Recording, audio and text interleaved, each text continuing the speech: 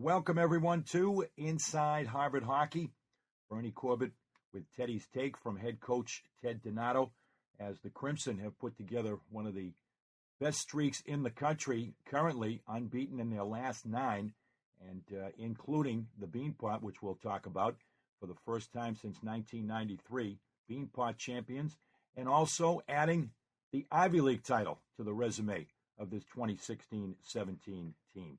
And, Coach, when we last left off pre-Beanpot, you had a pretty sizable game leading into the Beanpot, and that was with the team that you were still vying for currently with the final weekend of ECAC play, the Union Dutchmen. Union came in. You got a big game in particular offensively from your son, Ryan, with 4 goals in the game, and jumped out and were able to hang in and hang on for a 6-2 victory over Union. Big step forward for you, and certainly one that has placed you in a pretty prominent position in the ECAC race. Yeah, it was a great game, Bernie. I think, as you know, sometimes it's, what do they call it, the Beanpot hangover in between Yep. that game in between. It was nice that we had a game that meant so much against the team that had beaten us earlier in the season. So we were certainly focused to have a good game against an excellent Union team, and I thought we come out and played well, executed on the special teams, and it was a big win for us, and I think a momentum builder going into the Beanpot final as well. I know you referenced in particular the second period of the game was one of the arguably, I guess, one of the best periods that you played all season in forging that 4-0 lead.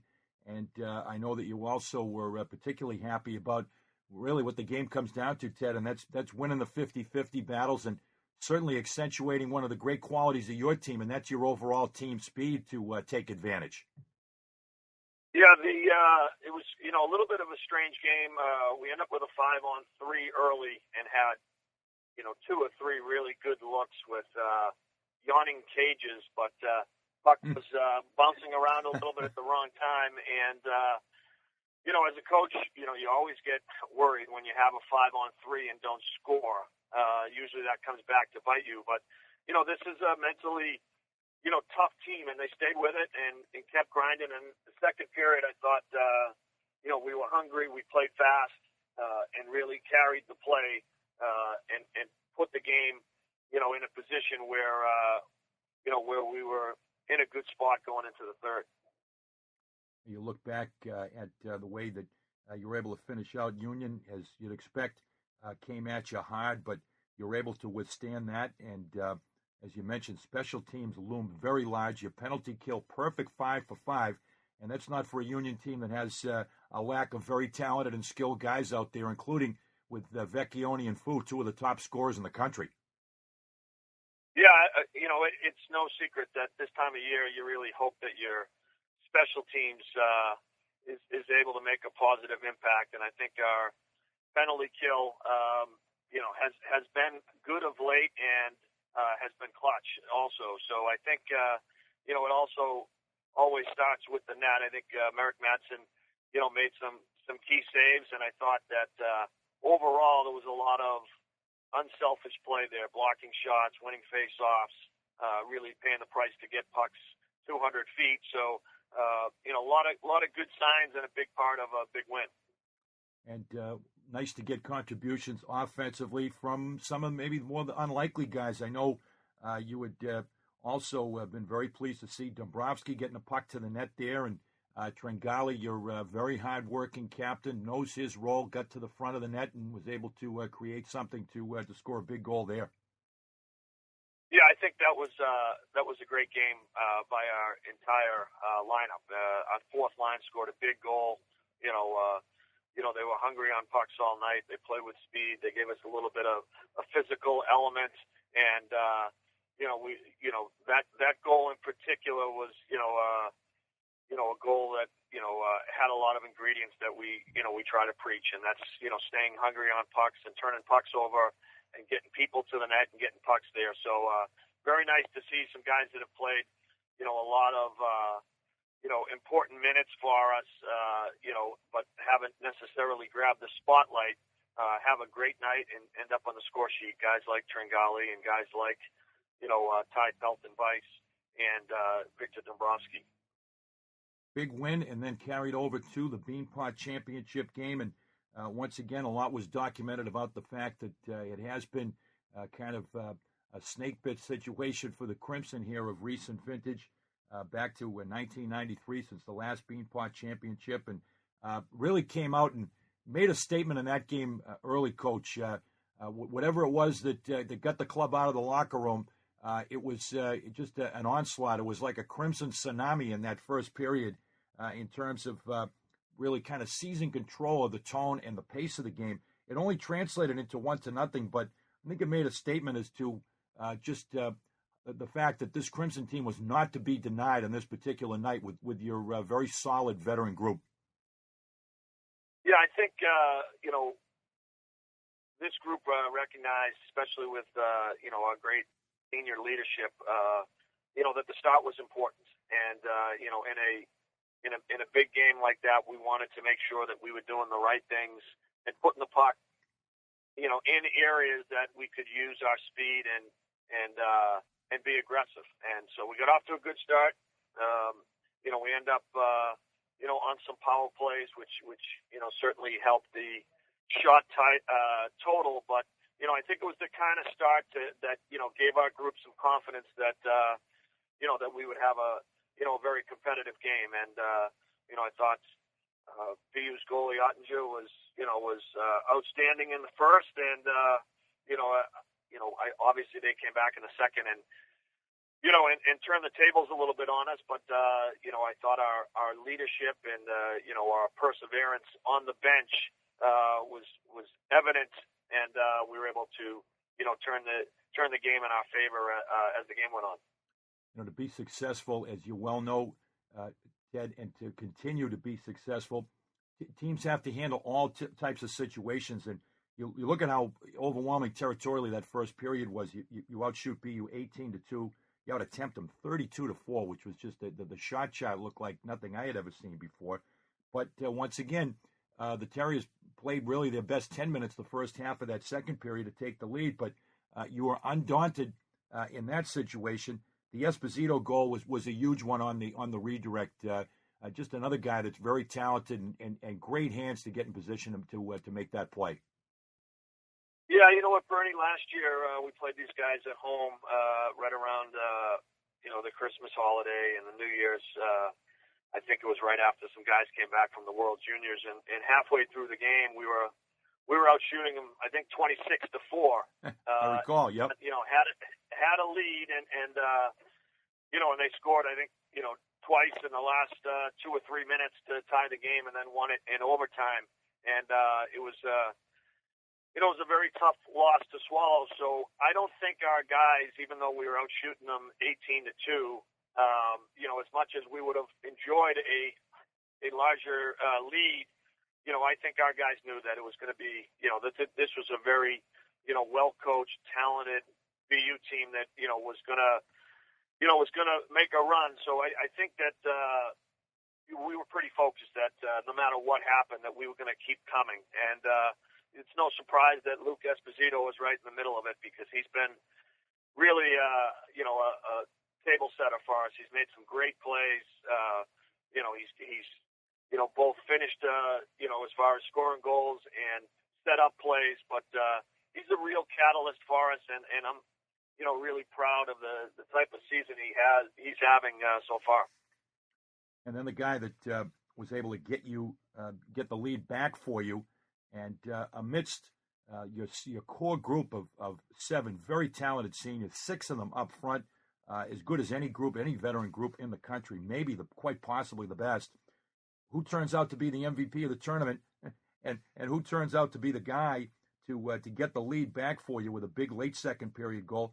Nathan Krusko. I felt a little bit like Keith Jackson calling it with the Alpharetta, Georgia, and the guy from Georgia really kind of found a home as a freshman in the Beanpot and walked away with a little more hardware. But that was a critical goal for you to get the lead back late in the second.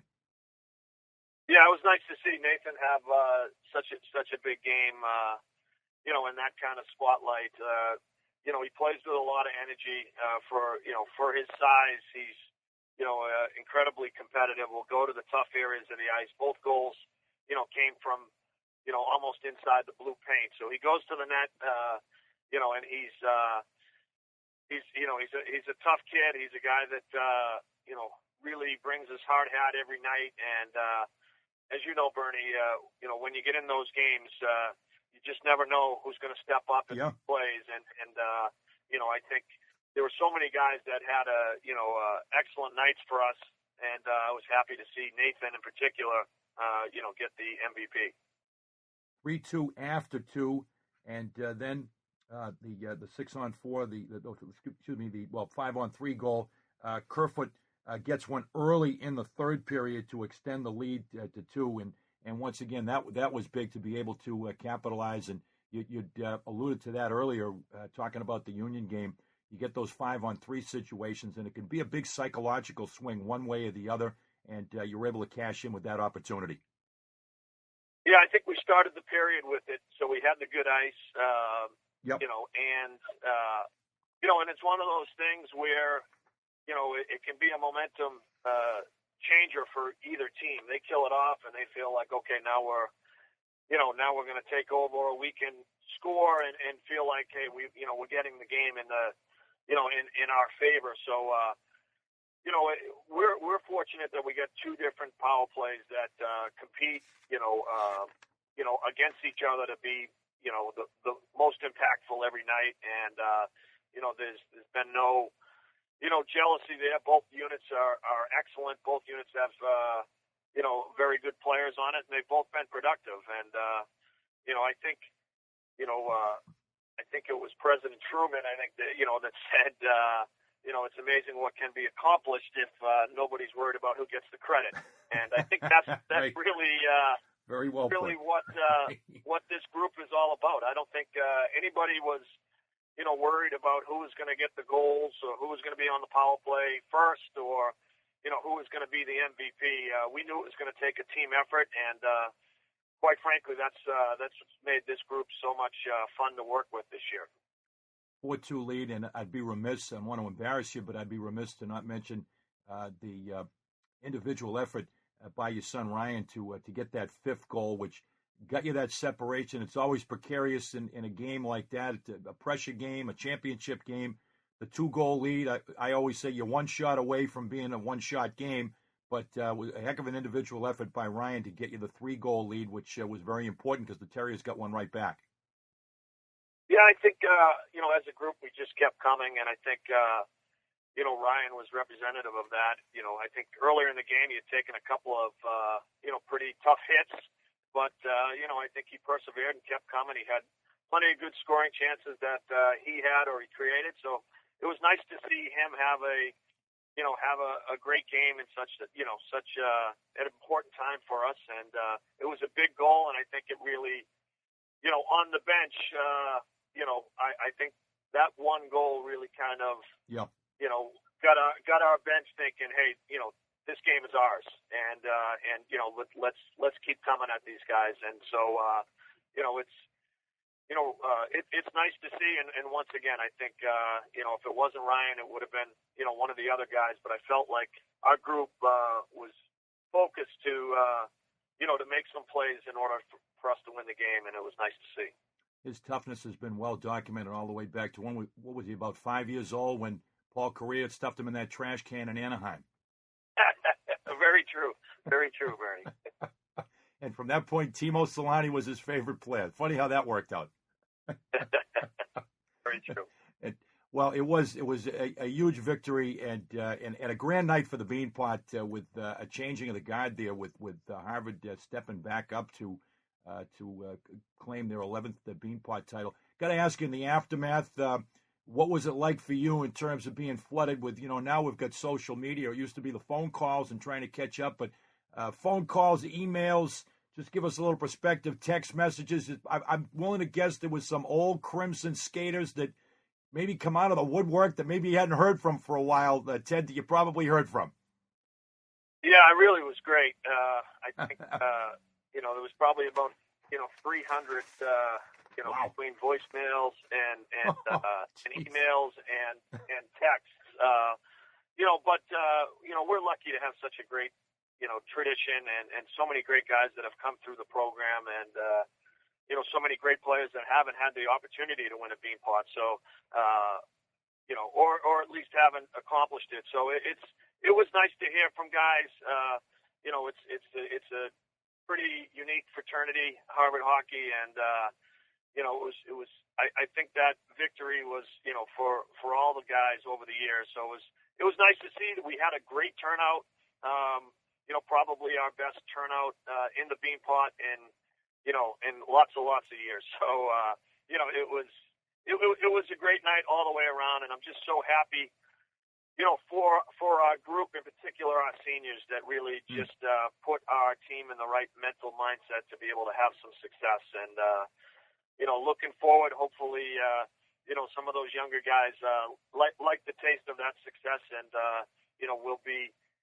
we'll be back on the winner's stand short of the, 23 more years, hopefully. Indeed, all were rewarded on the Crimson side. A great night for Harvard hockey, stepping back and winning the Beanpot championship. As a Beanpot coach, you kind of got a ward against there's the pre-Beanpot game when you're playing on Friday, and there's the tendency to maybe look ahead. There's the Beanpot hangover in between. If you're going to the championship game, you might lose focus. Well, then there's the post-Beanpot hangover, which sometimes can be a precipitous drop and be severe. You handle that very well on the road, and even won another title along the way. With the win at Yale, you go down to the Yale Whale and get off to a great start there. You jump out, you're up by a 3-0 count in the second period. Carried that along for a 4-2 victory and winning the Ivy title for the second year in a row for the first time since that 93-94 era. Yeah, it really was great, and we probably caught a little bit of a break scheduling wise with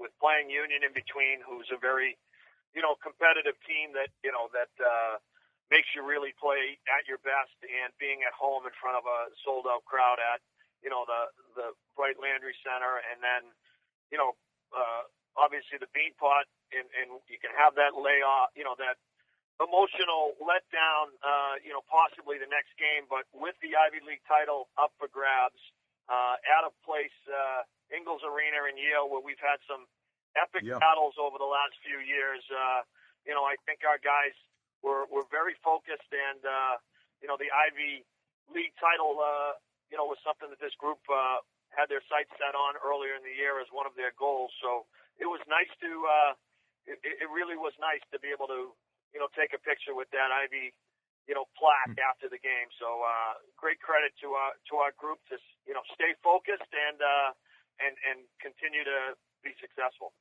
Once again, special teams loom large. You go 2 for 7 on the power play. You get a nation's leading 10th shorthanded goal. That came also from that man, Luke Esposito.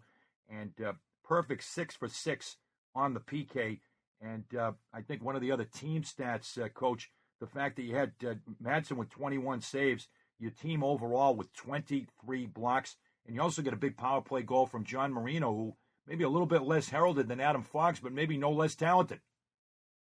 No, it was great, and the hallmark of this team to this point has been different guys stepping up to make big plays at different times. And Luke Esposito's shorthanded goal was a great individual effort. It was nice to see John Marino, score a goal on the power play there, and John's a guy that certainly has some offensive abilities. We use him defensively to play against some of the other team's top players, and he's had a tremendous freshman season. So it's nice to see different guys stepping up, and you mentioned the block shots. That's not something that necessarily shows up on the box score, but goes a long way into winning hockey games. And it's just very difficult to go perfect on the penalty kill without being able to block some shots. So guys sacrificing, and I think some of those bumps and bruises feel a little bit better when they're raising that Ivy title plaque after the game. Indeed, and then finished up the weekend strong. I feel like the score from Wimbledon, 6-love over Brown. You jump on them again. Been your pattern with these strong starts. You had a 3-0 lead. Kerfoot got it going early for you. One of your go-to guys.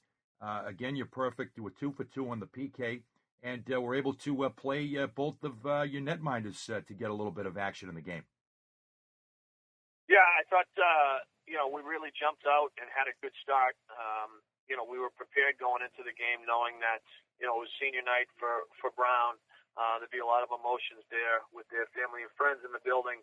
Never an easy night, as a visiting team or coach, especially with, some of the emotional games we had. But I thought we came out and were focused and were able to get a lead and then really, use our depth, use our whole bench, which I think is an asset. And when we're playing our best, we're able to get everybody in the game.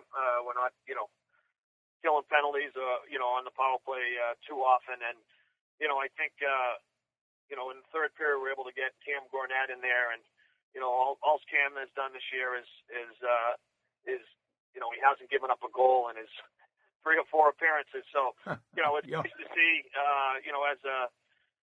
as a teammate or as a coach, you recognize, a guy that shows up every day, works his tail off to make the team better, hasn't necessarily been rewarded with, the same opportunity with Madsen playing as well as he had. But I think our guys were very happy to see him go in and continue the shutout.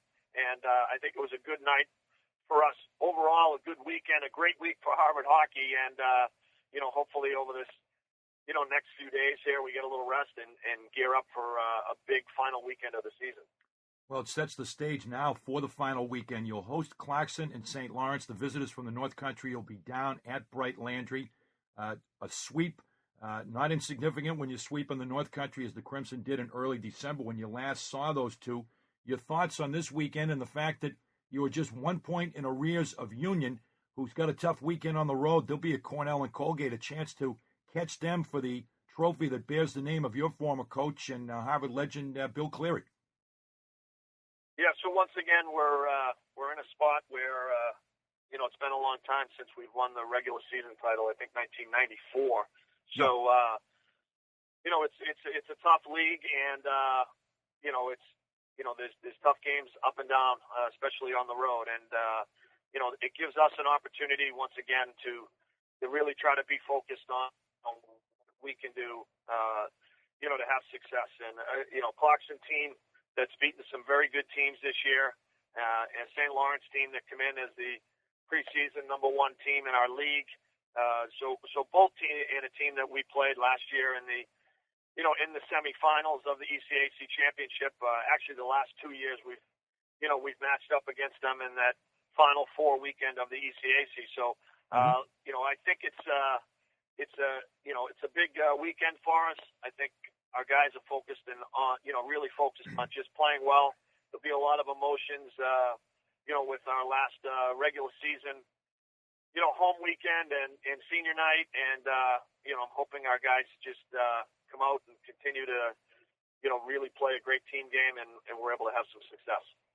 9-0-1 through your last 10, coming into the final weekend of the regular season, and then beyond to the postseason, the ECAC playoffs, with a little bit of a break there as you talk about a chance to get a little bit of rest before that will commence.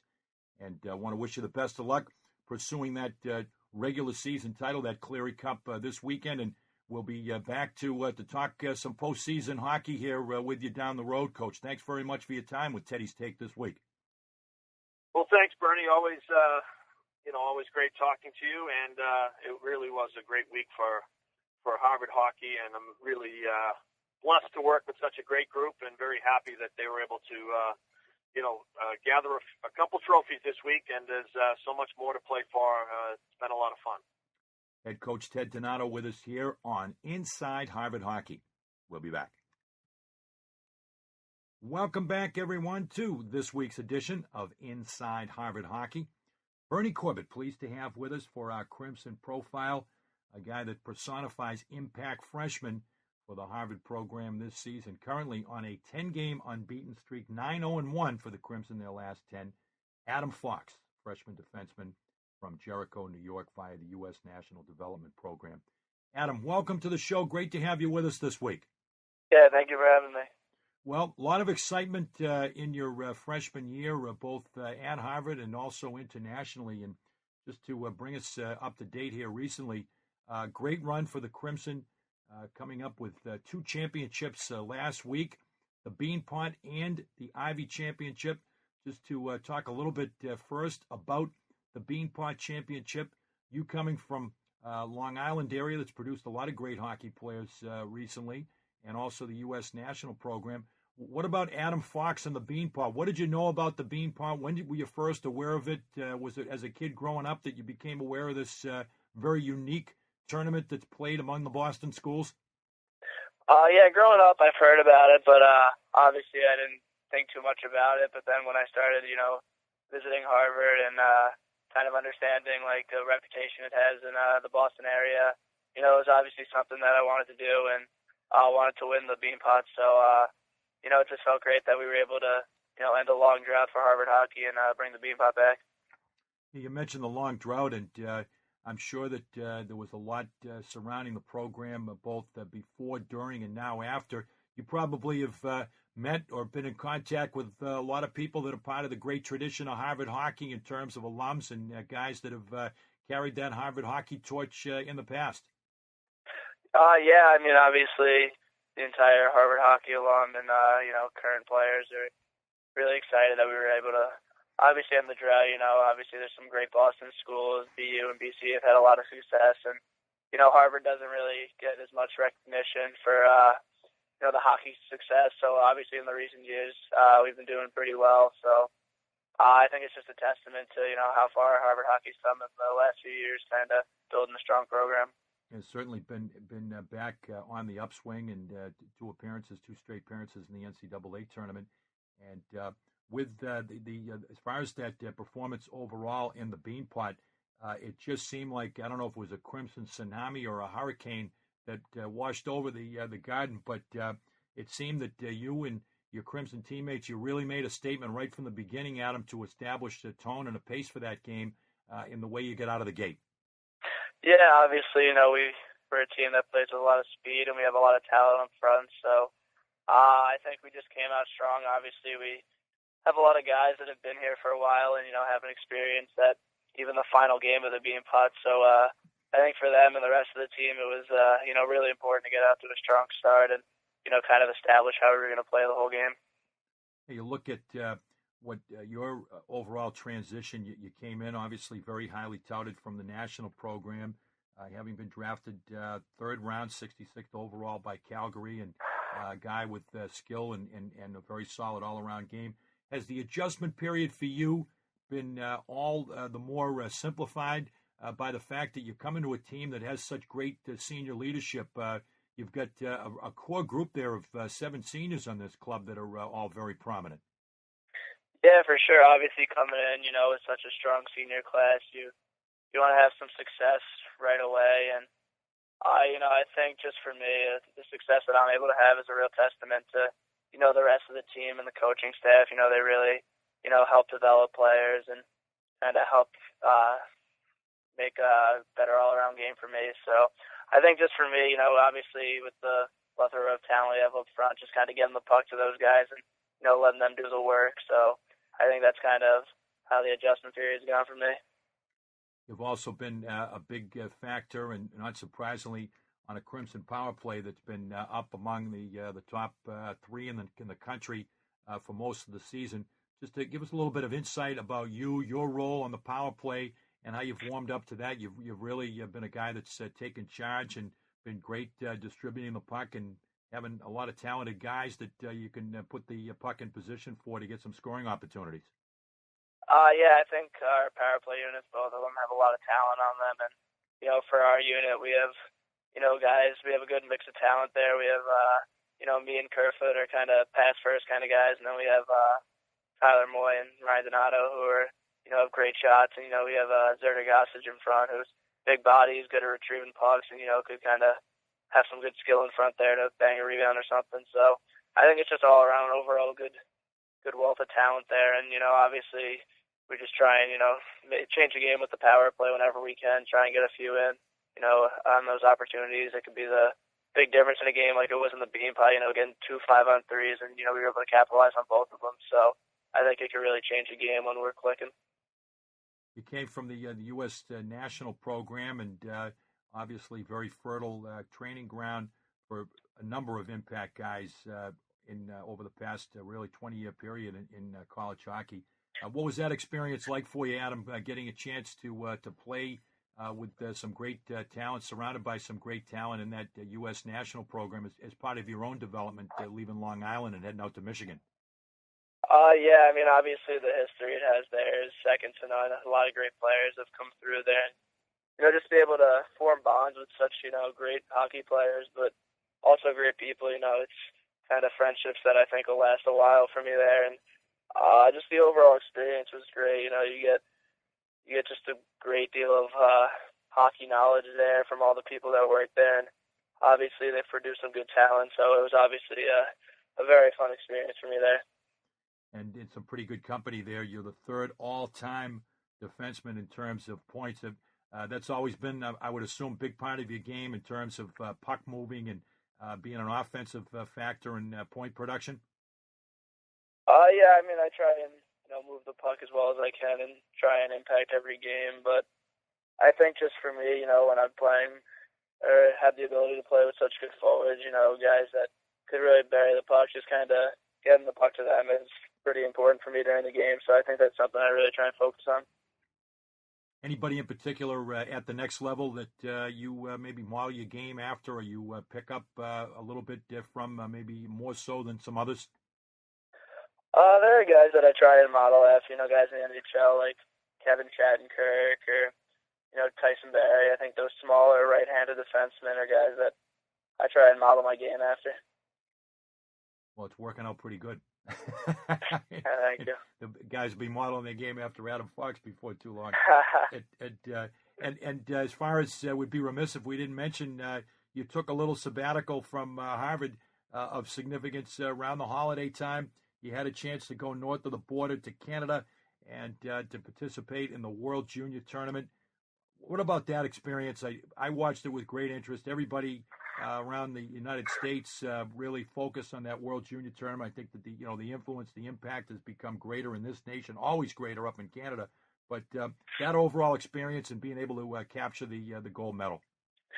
Yeah, it was an unbelievable experience, to be able to win the gold medal against Canada the way we did, while playing in Canada.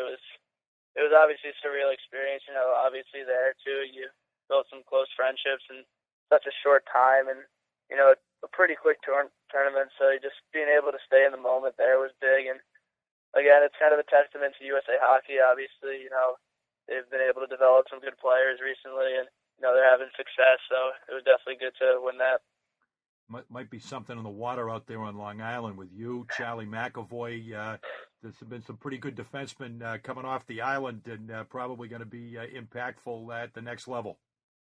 Yeah, I mean, we all grew up together, me, Charlie McAvoy, Jeremy Bracco, and, obviously some older guys, Brandon Fortunato, Sonny Milano. So, I mean, just growing up together, it obviously helped all of us being able to play with each other and, kind of being able to feed off each other's skill and kind of help us develop as players. So, to be able to do that with those guys at the World Junior stage was definitely fun. And your decision to come to Harvard, was that a pretty easy decision when Harvard came knocking and were looking for your services? Yeah, for sure. I think, once I came here, and obviously it's a great place here, right in Boston, and just, it gives me everything that I wanted with obviously great academics, but, the hockey program doesn't really get looked at by people, but, I mean, obviously it's been done pretty well recently, so I think when I got offered here, it was a pretty easy decision for me.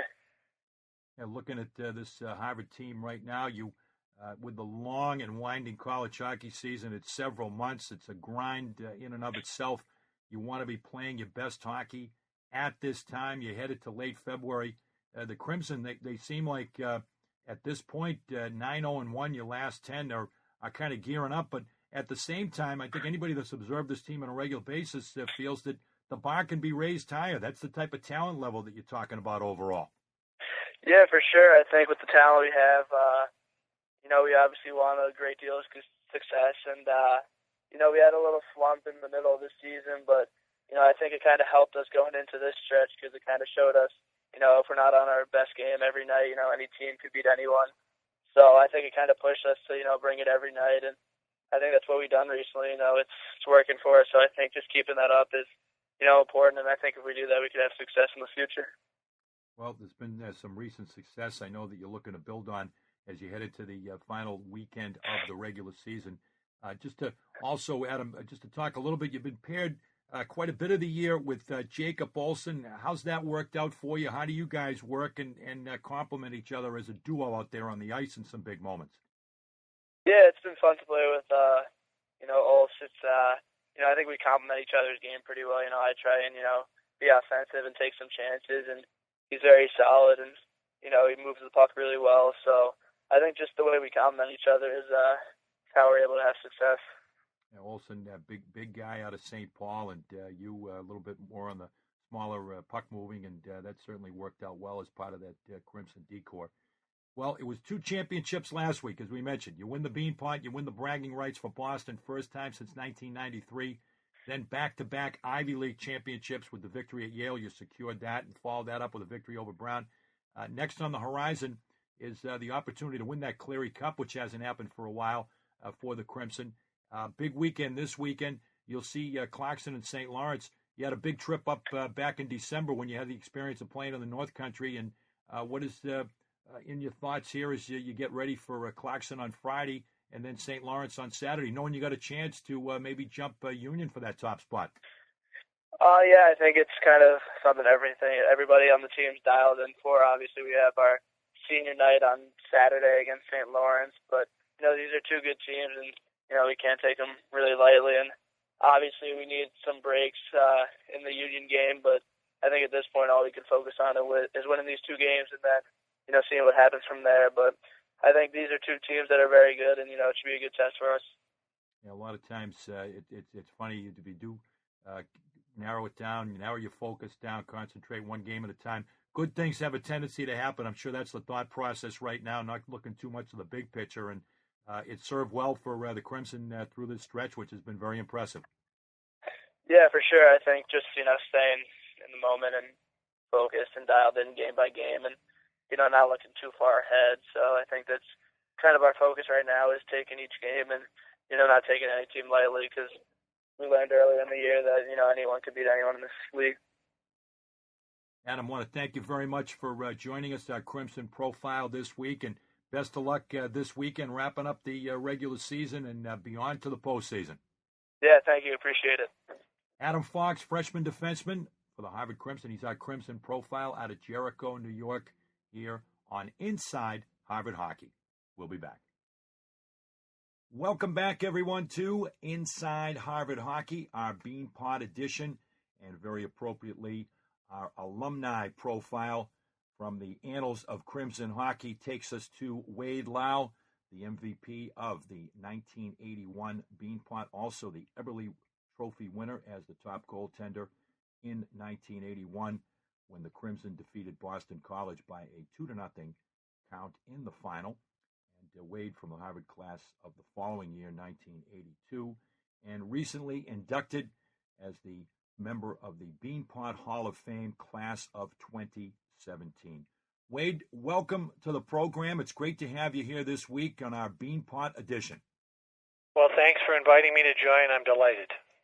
Wade, we had an opportunity to talk back about a month ago when I was penning the profile for the Beanpot program, got to know each other a little bit, but for our purposes here on Inside Harvard Hockey and Crimson Nation and those that follow Harvard Hockey, your background, as I said, steeped in the tradition. You came to the hub of hockey from the state of hockey, Minnesota, specifically from East St. Paul. Great hockey territory and background in the Minnesota high school ranks that got you an opportunity to come and join the Crimson.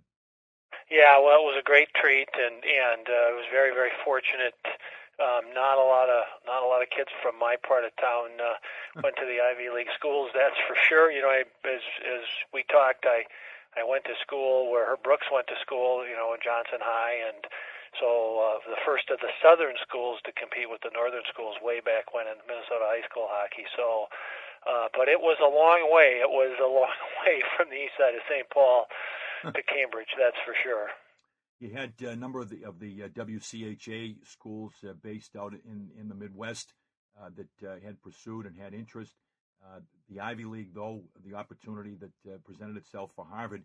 And also in the recruiting process was Cornell, and specifically your idol growing up, who actually took the time in the recruiting process to make a phone call to try to sway you to Ithaca. Case in point, Ken Dryden.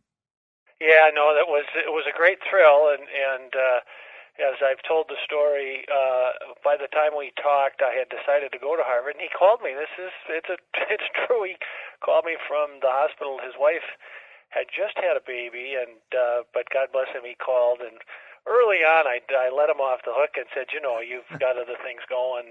You don't need to talk to me. I've decided.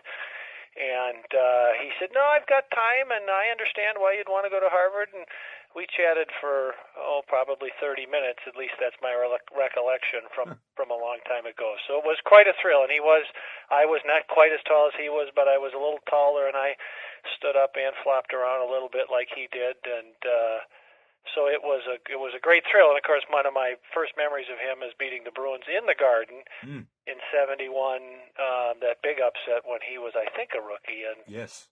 So I was, to be recruited by him, and then obviously to have played in the Garden and in the Beanpot and in the ECAC tournament was a great thrill. And Bill Cleary, that was one recruiting battle that he won versus Ken Dryden. And as you recounted, Coach Cleary, great coach and great salesman when it came to promoting and selling the Harvard opportunity to student athletes to come and skate for him. He was great at it, and there's another Beanpot connection with the recruiting story, and I think both he and my mother have embellished this. But '78, my senior year in high school, was the Great Blizzard. Yes, the Beanpot games got delayed.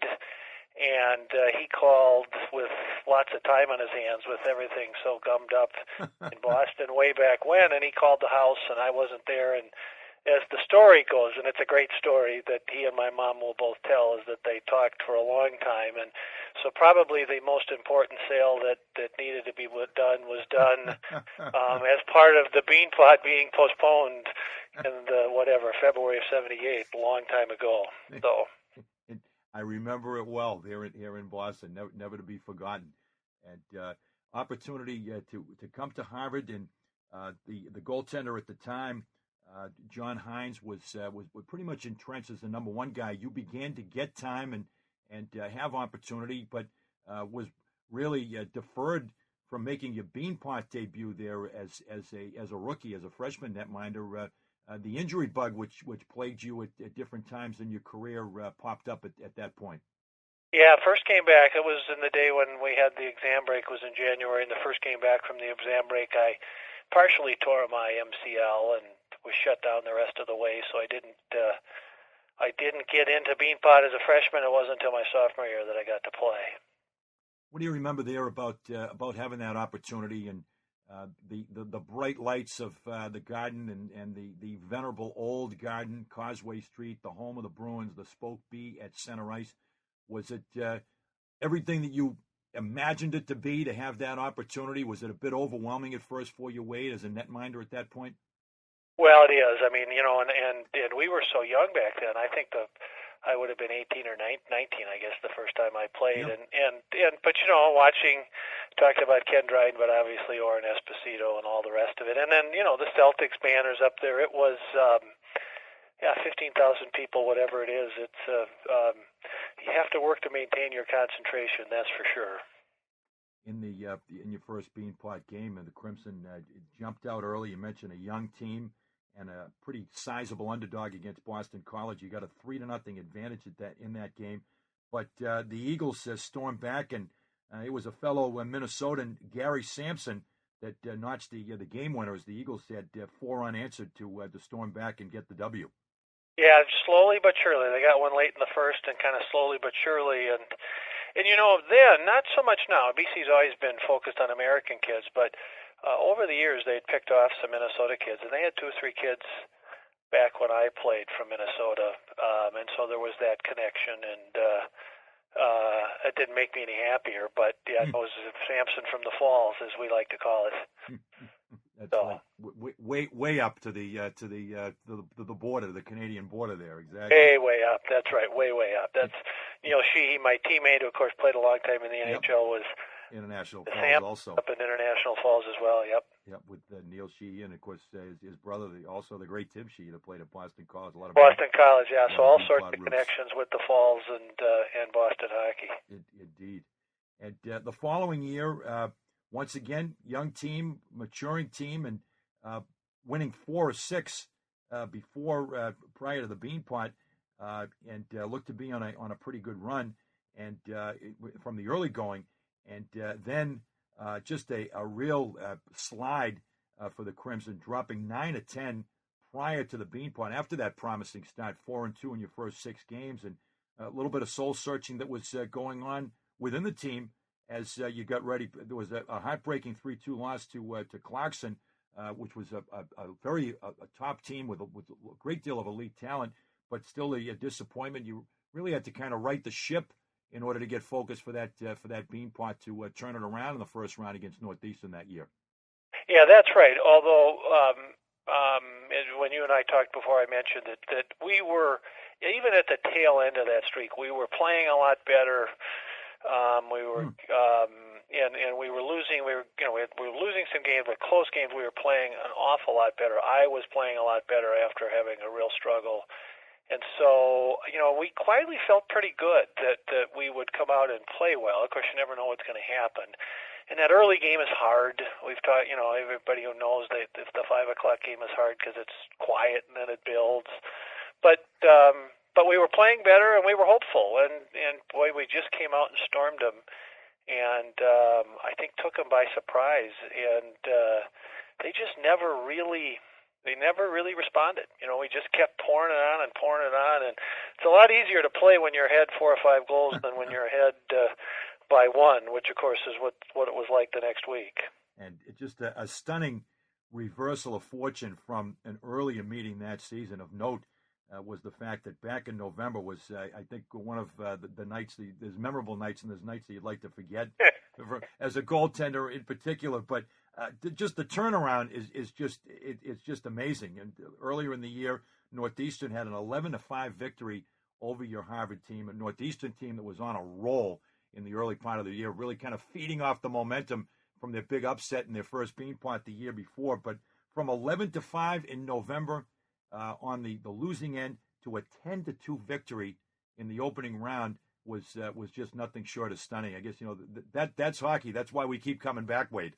Well, that's right, and there are no guarantees, and funny things can happen either way, and they got to roll that night. It's one I'd certainly try to forget, but it was what it was, but it flipped right around, and I just think they were stunned. I mean, we were playing better, and I think they were probably overconfident, and we got it going, and they just couldn't stem the tide. And so, trust me, playing in the third period of that game up 8 or 9-2, whatever it would have been, it's a lot easier than it is when it's 1-0. So. And then, of course, the build-up over the course of the week, which is right where we are now with the build-up for next week's championship game with Harvard facing Boston University. Your opponent would be, well, there they are again, Boston College. And particular motivation for your Crimson team to get another shot against Boston College, this time to get another shot on the big stage in the championship game. You remember what went on that week, Wade, as you thought about getting ready for that opportunity? Well, it's interesting. It's an interesting week because, we had a game in between. I think it was St. Lawrence. I think yes. It was. We had a game in between, and we continued to play well and won. And so you really didn't, that was a Friday night, probably might have been Saturday, I don't remember. And so you just kind of played the next game, and it wasn't until that game was over that then your mind turned and you went, oh golly, this is really the big stage now. We're not just playing in the Beanpot, but we're in the final. And but we were certainly feeling good about ourselves. We were playing well and certainly gaining confidence. And early in that game, Boston College, they had some opportunities, and you were up to the task to handle them. I know you referred to the fact that, not surprisingly, your relatively still young Crimson team on that big stage, a little bit tight early on, and I guess most of your Crimson teammates would probably say, well, thank goodness that's why we got a goalie. Yeah, no, they had the better of the play first 10, 11 minutes, and I think when we scored with less than 10 minutes in the first period, it was our first shot, and they had pressed. They might have had a power play and had a few chances, and you know how it goes. You make a few saves, and boy, the moment that goal went in, that we scored, the tightness went away. And really, for the rest of the game, but for a moment here or there, it was our night. I mean, we pressed the play, played for the most part in their end, and I had a lot less to do the last 50 minutes than I did the first 10. Indeed, real reversal there, and momentum building, and stronger effort from your team, pressing the advantage, forcing the issue. And of note, I thought once again of interest there was the fact that the guy that got that all-important goal to put the Crimson ahead, Bill Larson, fellow East St. Paul native, just to give us a little bit of insight. He and I played hockey and baseball growing up together, and of course he was really even more he was a very good pitcher for the Harvard baseball team, and so of course Gary Sampson the year before, Minnesota kid, gets the game-winning goal against me, and here two Minnesota guys are playing such a part of the game in '81, the championship game. So that was kind of cool.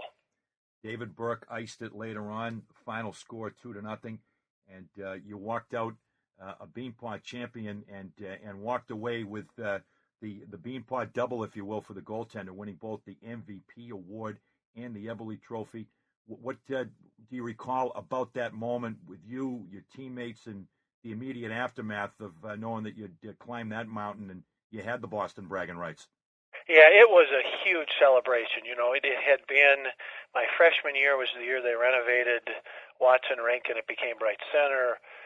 We really struggled that year. So, we had not had a lot of success for 2.5 years, and so it was just a sort of an explosion of emotion, and we were just exuberant, joyful, whatever, and we just hadn't accomplished much till then, and I would note that the Harvard went on the great runs from there till '94 was the last trip to the Final Four, and that win. I mean, there's lots of teams and lots of players and individuals, and they had great players in the '80s, but that win certainly was a springboard to the next year when we made the NCAA tournament, and then it was what a wonderful the golden years really over the next 12-15 years. So it was a watershed moment. I think Coach Cleary would probably agree with that.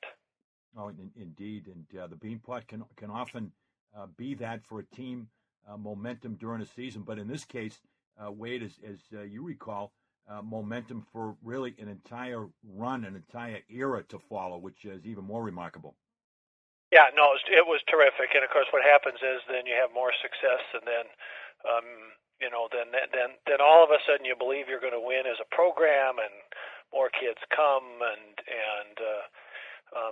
it's a beautiful thing when you can sustain it. That's for sure. It's not always easy to sustain, but when you have that as a program, the confidence that you're going to win and that you're meant to be in big games and all that stuff is great. And I'm delighted for this team too. The current class. If you want to draw a little bit of an analogy, the seniors on this team, and they have a good group. Boy, they're strong.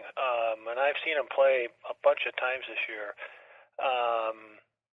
They went through 3 years ago when they were freshmen was when the team got, they were thin because they had kids who couldn't play and really lived through a very difficult year. And Obviously the last 2 years in the NCAA tournament, they look like they have a good chance to be back. And so I'm delighted for them. Boy, it would be wonderful if they could bring it home on Monday, but I'm delighted they're able to play in the game. And I'm delighted that they've been a part of a big turnaround for Harvard as well. And it's a good group.